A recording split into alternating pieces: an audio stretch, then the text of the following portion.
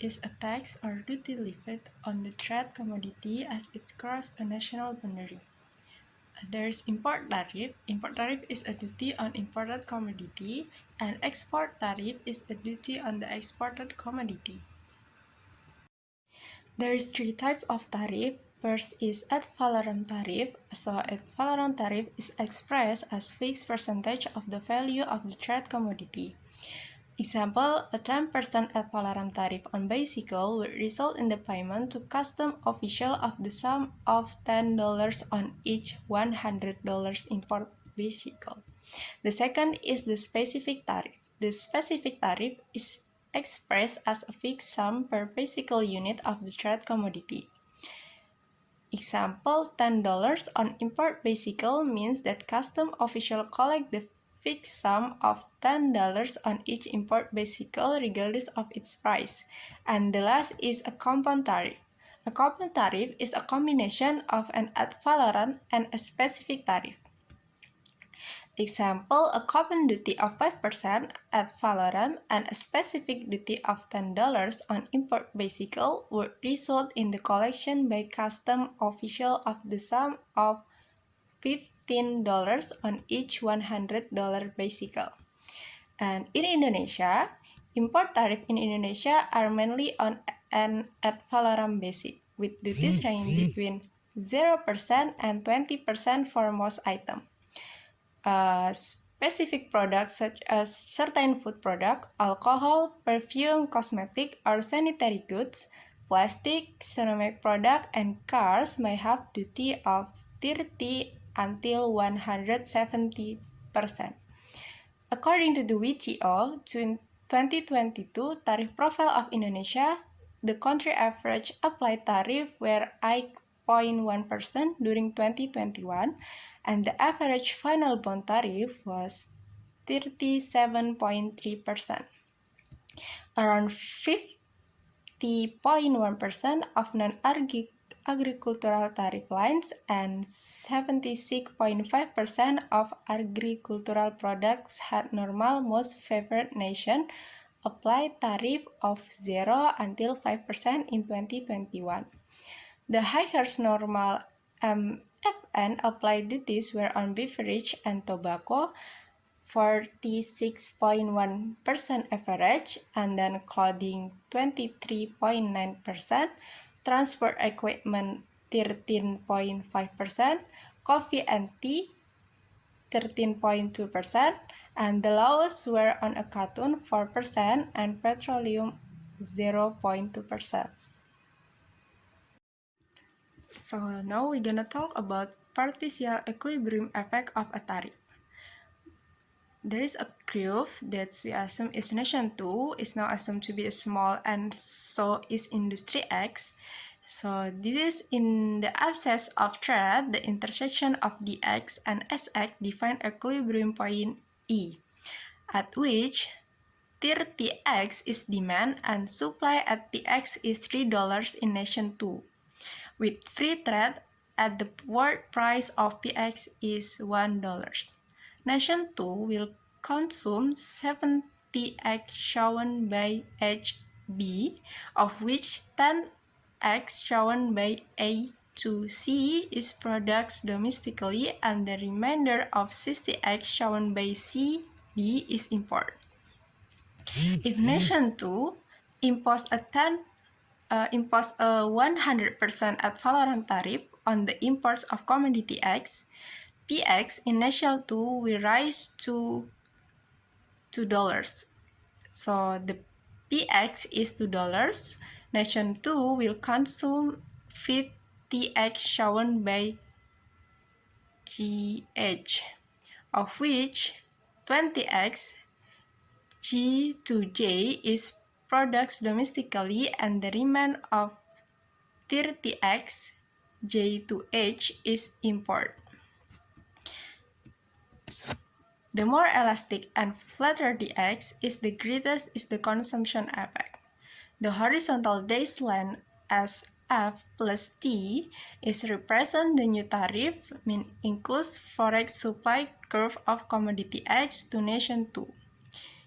The consumption effect of the tariff The reduction in domestic consumption equal 20x shown by B to N, and the production effect, the expansion of domestic production resulting from the tariff is equal 10x shown by C to M.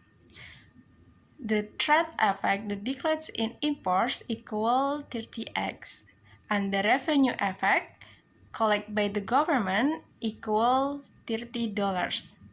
$1 on each of the 30x import. Similarly, the more elastic SX is, the greater is the production effect. The more elastic the X and XX are in nation 2, the greater is the trade effect of the tariff.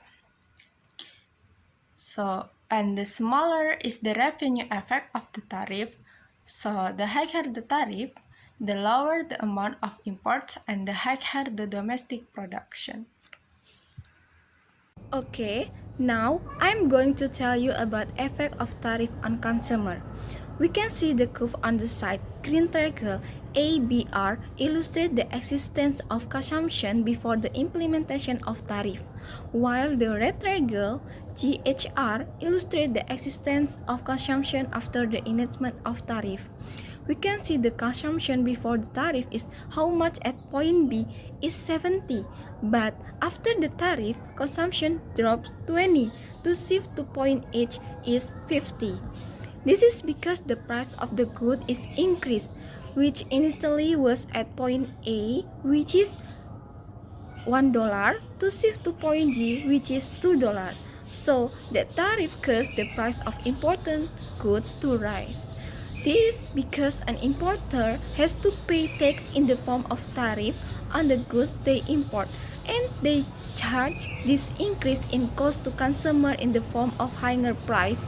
Hence, its customer suppose falls. And now, I'm going to tell you about effect of tariff on producer. We can see the curve on the side. Point O or 0, OAGV illustrate the income of production before the tariff, while the OGJU point describe the production income after the enactment of the tariff. We can see the production before the tariff was at point V, which was 10x, but after the tariff production increased by 10, so that the point shift to U become 20x. This because the price of the good is increased, which initially was at point A, which is $1, to shift to point G, which is $2. So tariff make domestic production grow and help domestic producer. So it makes the revenue go up, which is initially $10 to $40. And now, I'm going to tell you about costs and benefits of a tariff. The costs arising from the application of tariff come from the high price that consumers bear, but it is partially offset by tariff revenue that go to the government. This tariff revenue is a benefit and can be redistribute to consumer or spend on goods for which consumer derive benefits, but there are also efficiency costs associated with tariff that weigh losses. Tariff generate revenue for the government of the importing country or revenue function. Therefore, tariff benefit the importing country's government and producer in the form of tax revenue, and producer supplies it at the expense of its consumer in the form of higher price. Assume Nation 2 applies a 100% import tariff as we did when the rate occurs, then the result as in the curve on the side. PX went up from $1 to $2. When the PX is at $2, then consumption will drop from 70x to 50x, while for production it rises from 10x to 20x. This causes imports to fall from 60x to 30x, so the import duties are at the MJNH point. For its own consumer supplies, AGHB, while the producer supply rise, AGJC. From this decrease and HGHB in consumer supplies, we can see the CJM and NHB point as a deadweight lose in economic phenomenon that cause market inefficient. TJM is the production component of deadweight loss. This arises because due to the tariff, some domestic resources are diverted from the more efficient production of Y export to the less efficient production of X import in country 2. While BHN is the consumption component of deadweight loss, this arises because tariff artificially increase PX compared to PY and distort consumption in country 2. It's like what Indonesia did. To protect the domestic auto sector, Indonesia raised its Article 2020 income tax rate on luxury car export along with more than 1,150 other products from 2.5% to 10% and permit for the import of passenger car with an engine capacity of 3000 cc or higher were also discontinued. Okay, so now I will explain about the rate of effective protection. The rate of effective protection or ERP is an economic measure used to assess the actual level of protection provided to domestic industry by a country tariff structure. It takes into account not only the tariff on final goods but also on intermediate goods and raw material used in the production process. And the tariff protection have many points. The first one is about the nominal tariff rate. The nominal tariff rate calculated based on the value of the final commodity. The rate of effective protection refers to the tariff that is calculated based on the domestic value added in the production of commodity. And the next one is about the domestic value added. The price of the final commodity means that the cost of important input. And the second one is the nominal tariff rate. Is important to consumer because it indicates by how much the price of the final commodity has increased as a result of the tariff. And the next one, the effective tariff rate is important to producer because it indicates how much protection is actually provided to the domestic process of the import combating the commodity.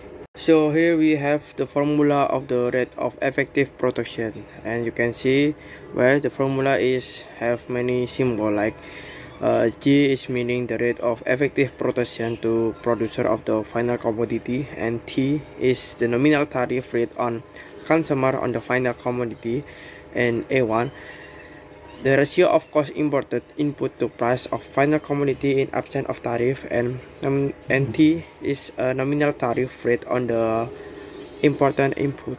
Now I will explain about the example of the study case from the rate of effective production. Okay, so this is where we import an $80 roll from which one is used as a suite. We sell for $100. Then the import suite costs 10% if the wool is not there. So this is what the suite costs. And when it's sold, a domestic customer price should be $110. Can define from $80 wool. So 20 is a reasonable amount plus 10 is $100 times 10% because each suite is charged. And if there is no nominal value of input, then the sample work is like downstairs in the from the example. Now I will explain about the generalization and evaluation of the theory of effective protection. So we have 2 points, and the first point is about the tariff on important input is attack on domestic producer that increase their cost of production. Reduce the rate of effective protection provided by a given nominal tariff on final commodity and therefore discourage domestic production.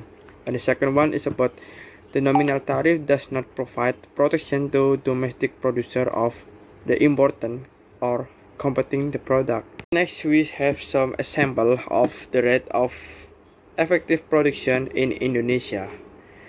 You can see in analysis by the Lowry Institute, Patndu and Raharja highlight the shift in trade protectionism in Indonesia, argued that this would be detrimental to Indonesia's economic prospect.